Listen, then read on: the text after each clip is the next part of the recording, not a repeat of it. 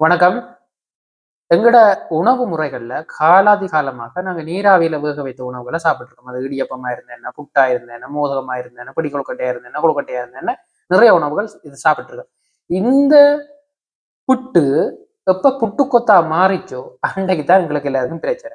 நீங்க அரிசி மாவுல புட்ட வச்சா என்ன, கம்பு மா என்ன, தினமா என்ன, சாம என்ன, விறகு மா என்ன, முக்கியமாக மரவள்ளி மாவு என்ன, கிழங்கு வகைகள்ல சீனிவத்தனங்க என்ன, இந்த இராசவள்ளி என்ன எதென்றாலும் இந்த மாக்கள்லையாவது நீங்க புட்ட வச்சு அதை நீராவில வேக வச்சு சாப்பிட்டீங்கன்னா எங்களோட பெருங்குடல்ல இருக்கிற பாக்டீரியாக்களுக்கு நல்ல சாப்பாடு கிடைக்கும். அது நீராவில வேக வச்சதுனால அது உடம்புக்கு ஒரு நல்ல இது, அதாவது எங்களோட சமன்பாட்டு தொகுதியில நல்ல ஒரு வேலையை செய்யும். அது ஆரோக்கியமாக இருக்க பண்ணும். ஆனா நாங்கள் அந்த புட்டு கொத்தா மாத்திரத்துக்கு நிறைய எண்ணெய் வகைகளை போட்டு அதை சூடு காட்டி அதை ரோஸ்ட் பண்ணி என்னென்ன சொல்றோம் அதுல இருக்கிற நிறைய நன்மையான விஷயங்கள் எல்லாத்தையும் அழிக்கிறோம். அழிச்சு போட்டு நாங்க சாப்பிட்டோம்டா அதுங்களுக்கு பிழையா போயிடும். அதுகள் தான் தீங்க விளைவிக்கும்.